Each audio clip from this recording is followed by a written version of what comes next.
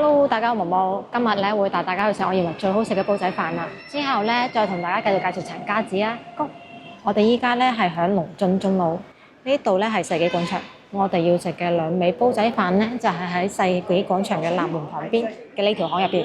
最近嘅地站咧係陳家子站 B 出口，步行400米，行咗入條巷仔度就到㗎啦。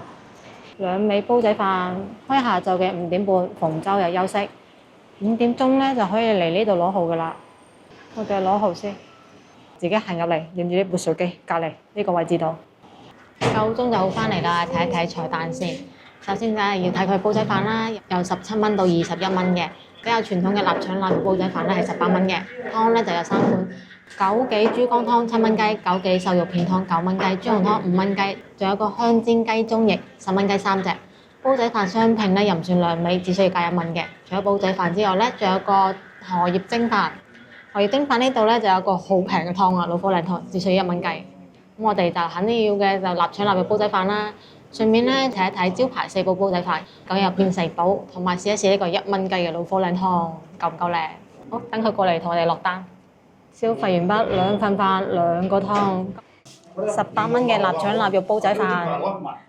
薄椒咧就比較快上嚟嘅，咁佢張單咧就寫得好清楚啦，要嘅係薄椒、要葱呢啲忌口嘅咧，亦都可以同佢講就飛咗去啦。隔離呢杯咧就係1蚊雞老火靚湯啦，我就試咗個飯先啦，好香啊！嗰啲臘腸臘味咧好靚嘅。事不宜遲，等我睇下佢啲飯得唔得先。俾咗好多臘腸臘肉啊！嗰啲臘肉咧係半肥瘦嘅，即係一半肥一半瘦。肥肉晶瑩剔透，切得比較薄㗎，攪翻勻好香啊！臘腸咧係切得好大片嘅，咁本身落嘅豉油咧唔會太多，已經有少少見到個煲底啦。我撈好咗就食啦。真係好熱啊！係慢工出細貨喎，而且佢用嘅料咧好靚啊，臘腸臘肉咧好香啊，酒香味，用材唔錯。米咧都選得好好，係有米香味嘅，口感彈牙，而且整體個飯咧係比較乾爽嘅，咁樣咧起到焦之餘食落去嚟咧都唔覺得太油膩。試埋個臘腸睇點樣，臘味我覺得好食啊，因為臘腸臘味嘅選材好好啊，肥瘦適中，味道夠濃郁。枸杞豬肝湯7蚊雞嘅，俾你睇下啲料啦。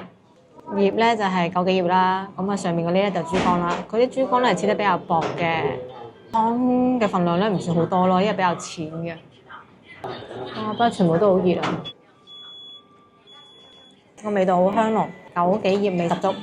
最驚喜嘅咧，佢呢度嘅豬潤啊，熟得啱啱好，好嫩滑啊！開頭成日睇外表咧，諗住佢咁薄啊，而且個樣咧好似有少少老，以為會老啊。其實入邊咧係熟得啱啱好嘅。呢份豬潤湯係好靚嘅。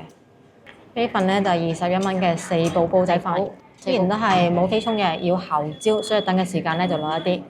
佢話要成25分鐘先可以做到一個口焦㗎。4寶咧就係有雞翼啦、排骨、臘腸同埋滑雞啊。例牌咧有幾條菜嘅，依然都係少量嘅豉油，唔夠嘅話再加咯。我哋而家咧就攪勻佢啦，攪完咧就可以食。呢個咧係排骨，我試咗排骨先，排骨嫩滑，揀嘅係鱔骨。我試埋個滑雞啊！滑雞咧好食，咁一般人點煲仔飯咧都係要排骨或者滑雞嘅，咁而家試下個雞翼啊，雞翼可以單點嘅喎。呢隻煎雞翼有驚喜喎，外面都係煎得酥脆嘅喎，入邊咧就好嫩，好多汁。怪唔知有啲老街坊咧齋點佢呢個香煎雞翼啦，10蚊雞3隻嘅，4寶多口味，但我覺得咧係唔夠臘味煲仔飯香咯。臘味煲仔飯咧，呢啲飯啊可以吸收晒臘味嘅香味咧，食落去係最香㗎。1蚊雞嘅老火例湯係1杯啊！1蚊雞咧就肯定唔係咩名貴材料㗎啦，但係落咗紅蘿蔔啦、冬瓜同埋豬骨，杯湯咧都幾好飲嘅。嚟食完啦，就等我哋睇一睇呢個薄椒嘅得唔得？哎呀，可能因為薄椒啊，冇想象中咁難挖出嚟啊，已經起咗出嚟啦。呢個咧就係佢嘅普通椒啊，普通椒滿唔滿意啊？大家？微微地金黃色，但係確實係飯焦嚟嘅，有少少地方黑咗咯。但係金黃色嘅部分咧，我覺得又唔夠金黃咯。聞到有好香嘅飯焦香味嘅。佢呢個普通椒又真係起得唔會話太過厚喎，薄薄地一浸。大家滿唔滿意呢個普通椒？都金黃色㗎，薄薄地一浸，試下嘅話啱晒。厚椒嘅都食完啦，等我睇睇厚椒有幾厚啊！首先呢個起椒嘅難度係加大咗嘅，但係成塊咧可以比較完整起到嘅喎，睇落去好靚啊！聽到有薯片嘅脆脆聲㗎啦，可以成浸咁樣掀出嚟嘅，真係正。要求椒嘅厚度咧係呢間煲仔飯嘅最大特色啊！俾你睇睇，果然呢份椒咧就金黃好多啦，不過依然都係有少量部位咧黑咗嘅。咁啊，就係揀金黃色嘅部分去食啦，因為黑色嗰啲椒咧會苦啊，金黃色嘅椒咧就唔會苦。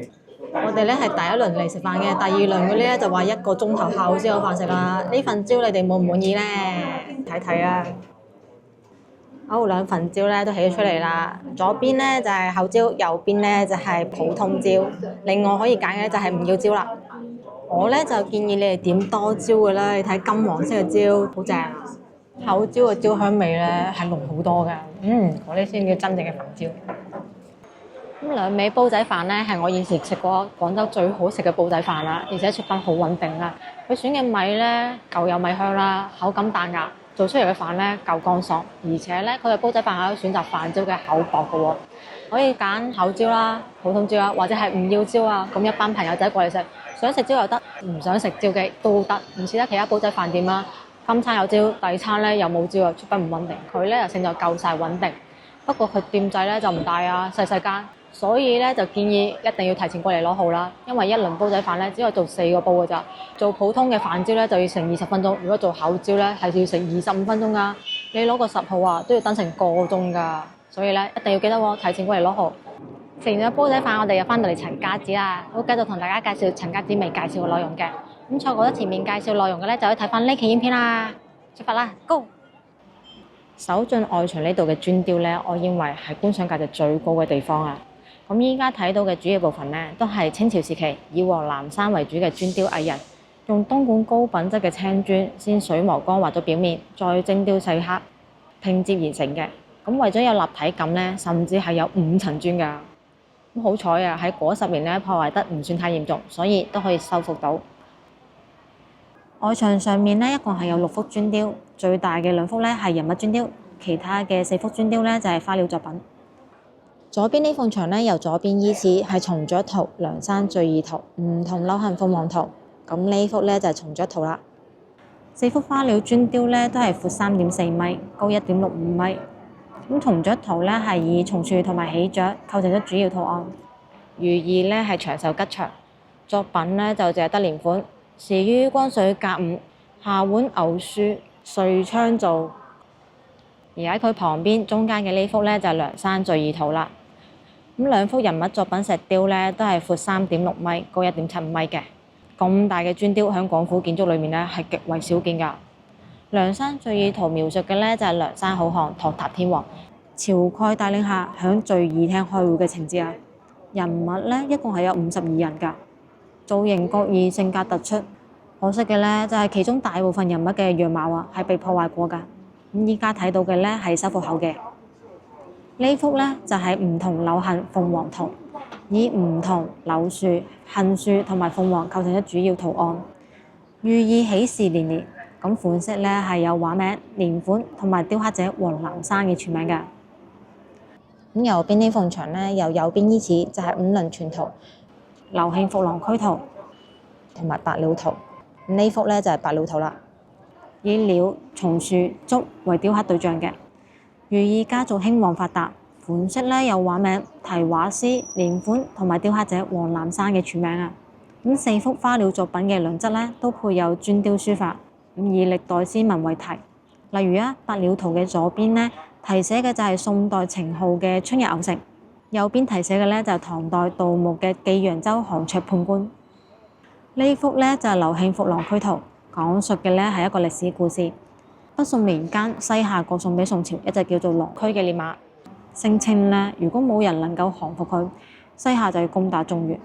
最終敵稱麾下嘅猛將劉慶咧就製好咗呢匹狼區，西夏國就只好臣服於宋朝啦。呢個磚雕構圖咧巧妙，人物係有成40幾個㗎，中間企緊喺度好開心嗰個咧就劉慶啦。旁邊係西夏官員，好沮喪咁樣睇住被降服嘅狼區。下方雕有瑞昌造字啊。呢幅咧就係五輪全圖，雕刻咧就有鳳凰、仙鶴、鴛鴦、直靈同埋黃鶯5種禽鳥。款式咧有畫名，有題畫師同埋雕刻者黃南山嘅署名啊。咁呢幾種禽鳥咧，響古代係代表咗五倫㗎，係為咗提醒後人要遵守呢5種人倫準則㗎。有冇觀眾知道係邊5種呢？鳳凰咧代表嘅係君臣之道，根據易經明鶴在陰，其子和之，所以仙鶴咧係代表咗父子之道㗎。鴛鴦唔使解釋都知道啦，係代表咗夫妻之道啊。根據詩經，直靈在原，兄弟急難，所以直靈咧係代表咗兄弟之道㗎。直靈又叫做白面鳥、點水雀。根據詩經，奀其名義，求其有聲，所以黃鶯咧係代表咗朋友之道㗎。陳家祠嘅正面咧係有4個門廊㗎，呢個咧係德表門。德表嘅意思咧就係德行表率，後人咧就應該以祖先為典範。呢幅灰塑咧就叫做洞天福地。德表門廊嘅磚雕咧係瓜瓞綿綿，象徵咗子孫繁衍、家族昌盛。呢個咧係惠永門，惠永嘅意思咧係慰藉河南許昌永川郡嘅陳氏先祖。永川陳氏咧係陳氏最古老嘅一脈，先祖係周朝陳胡公，係周武王姬發嘅女婿啊。惠永門上面嘅灰塑咧係趙美容打飛熊，左邊戴頭盔嗰個咧就係趙美容啦。佢咧企喺石頭上面同飛熊對峙，右邊金殿裏面嗰個咧就係宋太祖趙康仁，咁前面坐凳嗰個咧就係藩國使者。傳說趙美容咧係宋太祖趙康仁嘅妹妹，武藝超群。咁有一次啦，藩國就送咗一隻好兇猛嘅飛熊，想測試下中原嘅武藝水平啦。但係冇諗到趙美容一個人咧就降服咗呢隻飛熊啦，咁令到藩國以後咧都唔敢小睇中原啦。寓意咧係希望陳氏後人可以武藝高超、忠君愛國。呢個門廊上面嘅圖塑裝飾咧係踩住隻鰲魚㗎，意思咧係獨佔鰲頭。睇一睇上面嘅人物手勢啊，就係而家好流行嘅就差一點點啦。門廊旁邊嘅呢種磚雕咧，學名係叫做池頭磚雕，一共咧係有26幅㗎。呢個咧係昌歸門，係希望陳氏後人繁榮昌盛嘅。昌歸門上面嘅圖塑裝飾咧，踩住隻鰲魚，意思咧係獨佔鰲頭，寓意後人可以金榜題名啊。咁上面嘅灰塑咧就係桃園結義啦，劉備、關羽、張飛響桃園結拜成兄弟嘅場面，寓意咧係陳氏後人可以忠義兩全。咁呢個咧係慶基門，慶基嘅意思咧就係慶祝建築嘅奠基。慶基門廊上面裝飾住金玉滿堂，寓意家業昌盛。門楣上面嘅磚雕咧都係黃南山嘅作品。咁慶基門上面嘅灰塑咧講嘅係三國時期關羽計斬蔡陽嘅故事啊。呢個城咧就係依家嘅駐馬店古城鄉。城樓上面擂鼓助威嘅咧就係張飛啦，騎住赤兔攞住青龍偃月刀嘅咧就係關羽啦。而另外一個騎馬嘅咧就係曹操嘅手下蔡若。講述嘅咧就係關羽帶住2位皇嫂離開咗曹營，過5關斬6將之後嘅故事。因為張飛同關羽成12年冇見啦，關羽咧又係對頭曹操營中嘅人喎。無論關羽點解釋，張飛都唔信。張飛就話啦：如果3通古之內關羽斬唔到蔡若，就係同曹操有路，要同關羽斷絕兄弟情誼。關羽就唯有同蔡陽單挑啦。蔡陽咧其實都好好打㗎，所以3通古已經累過咗2通啦，關羽都仲未贏到啊。關羽就急中生智啦，指住蔡陽嘅後面就大叫：你背後是何人？蔡陽咧擰轉頭睇，關羽咧就斬咗蔡陽啦。咁蔡陽騎嘅白馬咧係寶馬，通人性㗎。佢咧就圍住蔡陽嘅屍體逼命，之後咧就跑到一個大水塘度跳水自殺。最後張飛同關羽咧就和好如初，咁關羽心中有愧，所以最後咧都厚葬咗蔡陽同埋佢隻白馬嘅。咁睇完咗磚雕，我哋就抬頭睇一睇呢度嘅圖塑啊。呢個圖塑咧叫做劉備過江招親，係取自於《三國演義》，咁係戲曲《龍鳳呈祥》嘅一節。劉備借東吳嘅荊州吳華，周瑜向孫權獻計，用孫權個妹孫尚香嚟做例，用美人計引劉備過江招親，趁機咧捉佢嚟做人質，換翻荊州翻嚟。諸葛亮就將計就計，將孫劉聯姻弄假成真，令到東吳陪聊夫人又折兵。正式中間嘅江陵牌匾呢，就係故事發生嘅重要地點啦。咁係當時東吳嘅政治中心，後嚟呢係改名叫做建業嘅。呢個屋頂上面呢，有兩個肥肥地嘅童子吐簌，叫做和合二仙。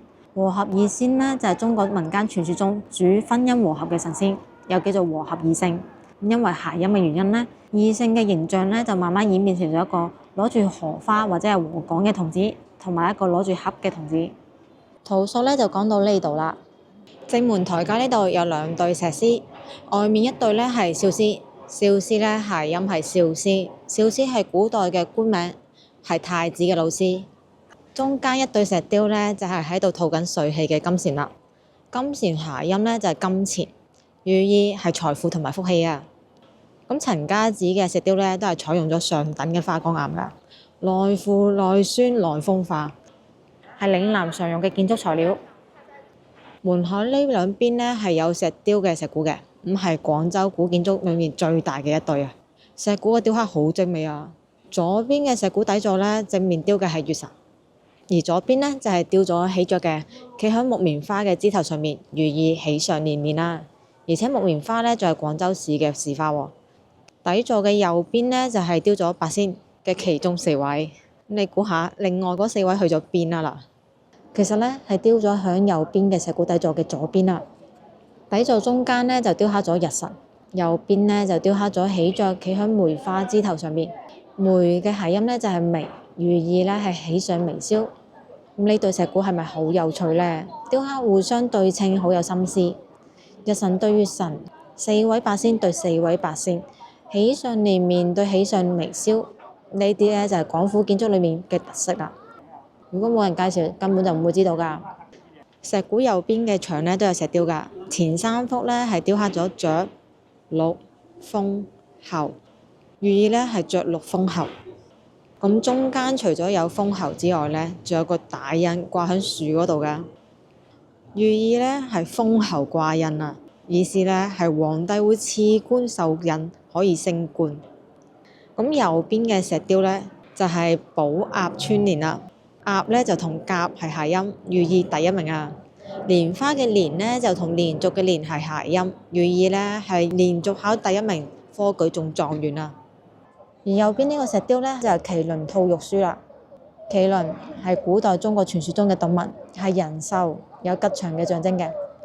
相傳孔子出世嘅時候咧，孔子個阿媽就夢見咗麒麟吐玉書，所以麒麟吐玉書咧係有聖人出世嘅寓意嘅。陳家祠嘅大門牌匾寫嘅咧係陳氏書院，依家兩邊咧仲黏咗一個對聯，對聯咧就係新黏嘅。咁呢種梁嘅架構形式咧就叫做抬梁式啦，又叫做疊梁式，係中國古建築裏面最普遍嘅木架構形式。仲有一種啊係叫做穿斗式嘅架構，係立柱直接插到屋頂，由立柱直接承受屋頂嘅重量嘅。梁架咧都係用上好嘅坤甸木做㗎。咁每一條梁上面咧都有木雕，而且非常精美。呢個橫梁同埋柱之間連接位置嘅裝飾咧就叫做雀體啦。咁呢個雀體上面咧就雕刻咗鵲橋會嘅木雕圖案，係民間傳說裏面牛郎織女嘅故事啊。呢個橫梁雀體上面刻嘅咧係西天取經嘅木雕圖案，故事咧係出自《西遊記》。咁呢個雀體木雕裏面咧有對翼嘅咧就係民間傳說裏面嘅雷神申還，俗稱雷公，佢咧係掌管天上嘅雷電同埋降雨。而嗰個木雕裏面彎弓嘅咧就係傳說中嘅張仙啦。咁佢咧有個稱號㗎，道教送子男神啊。咁攞住一把4目老翁彈弓，見到邊個屋企有災咧，就瞄準一射就可以消災㗎啦。因為天狗咧就最中意掩日月，之後去凡間度偷食細路仔，所以張仙咧就經常射天狗。如果婦女執到張仙嘅彈子咧，就預兆誕子。所以民間咧就奉張仙為誕生之神啦。呢個梁架上面雕刻嘅咧就晉文公淺土會盟嘅木雕圖案，講述嘅咧係春秋時期晉文公發起咗城濮之戰，大勝楚軍之後咧，響淺土主持諸侯會盟，咁啊做咗民主，確立咗霸主地位，成為咗春秋五霸之一。而呢個梁架上面咧就係程咬金祝壽嘅木雕圖案，咁係雕刻咗文武大臣去程王府為程咬金賀壽嘅喜慶場面㗎。程咬金咧就係《隋唐演義》裏面嘅人物，咁就係半路殺出個程咬金嗰個程咬金啦。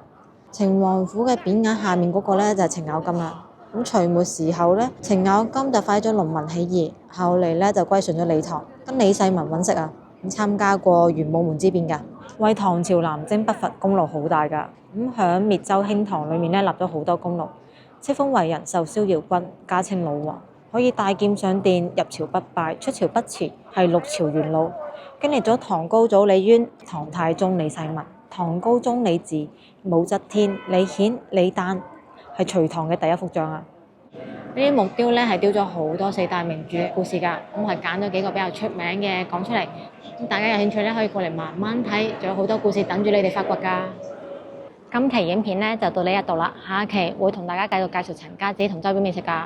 咁將我視頻想你哋地道粵菜就關咗頻道啊，點個 like 翻去俾朋友仔，下期見啦，拜拜。